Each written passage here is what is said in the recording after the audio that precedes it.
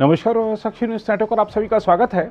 कर्नाटक के मुख्यमंत्री बसवराज बोम्मई ने कहा है कि अगर स्थिति की मांग हुई तो उत्तर प्रदेश में चल रही सरकार के योगी मॉडल को कर्नाटक में अशांति फैलाने की कोशिश कर रहे राष्ट्र विरोधी और सांप्रदायिक तत्वों से निपटने के लिए अपनाया जा सकता है।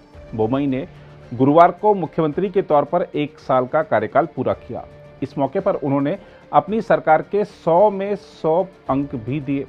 मुख्यमंत्री ने कहा, उत्तर प्रदेश की स्थिति को देखते हुए योगी आदित्यनाथ सही मुख्यमंत्री हैं। इसी प्रकार कर्नाटक में स्थिति से निपटने के लिए अलग तरीके हैं और उन सभी का इस्तेमाल किया जा रहा है।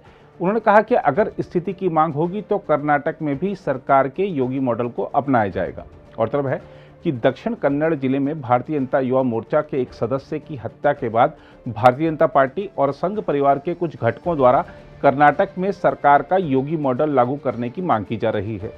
बोम्मई इसी संबंध में पूछे गए सवाल का जवाब दे रहे थे। भारतीय जनता युवा मोर्चा के कार्यकर्ता प्रवीण नेतारू की हत्या से नाराज बीजेपी और संघ परिवार के संगठनों का आरोप है कि राज्य सरकार हिंदू कार्यकर्ताओं की जान बचाने के लिए खड़ी नहीं हो रही है। हम आपको बता दें कि इन लोगों के द्वारा उद्धृत किए जा रहे योगी मॉडल से अभिप्राय उत्तर प्रदेश के मुख्यमंत्री योगी आदित्यनाथ द्वारा राष्ट्र विरोधी गतिविधियों के खिलाफ उठाए गए कड़े कदमों से है, जिनमें ऐसे तत्वों और माफिया के खिलाफ बुलडोजर का इस्तेमाल शामिल है।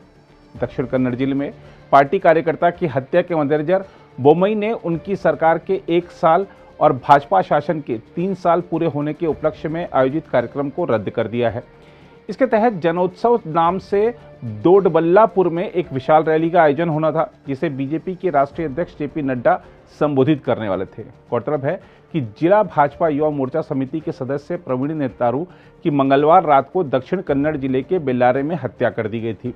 बोम्मई ने कहा कि उनकी सरकार ने इस हत्याकांड को गंभीरता से लिया है और जांच जारी है। उन्होंने कहा 5 टीम गठित की गई हैं और टीम केरल भेजी गई है। अधिकारी अपना काम कर रहे हैं। मुख्यमंत्री ने कहा, हमें भरोसा है कि दोषियों को जल्द गिरफ्तार कर दंडित किया जाएगा, जैसा इस साल शिवमोगा में हर्ष हत्याकांड में हुआ था। उन्होंने कहा कि कानून व्यवस्था से कोई समझौता नहीं किया जाएगा। उन्होंने कहा कि हमने राष्ट्र विरोधी और सांप्रदायिक ताकतों द्वारा किए जाने वाले संगठित अपराध के खिलाफ जंग शुरू की है और उसके नतीजे जनता के सामने आएंगे। बोम्मई ने इसके साथ ही लोगों से शांति बनाए रखने की अपील भी की है। बहरहाल हम आपको बता दें कि कर्नाटक में अगले साल विधानसभा के चुनाव होने हैं और अगर ऐसे में बोम्मई सरकार योगी मॉडल को लागू करती है तो राज्य में मतदाताओं का जबरदस्त ध्रुवीकरण हो सकता है। अगर आप भी लेना चाहते हैं देश दुनिया की तमाम जानकारी तो आज ही सब्सक्राइब करें हमारे चैनल को।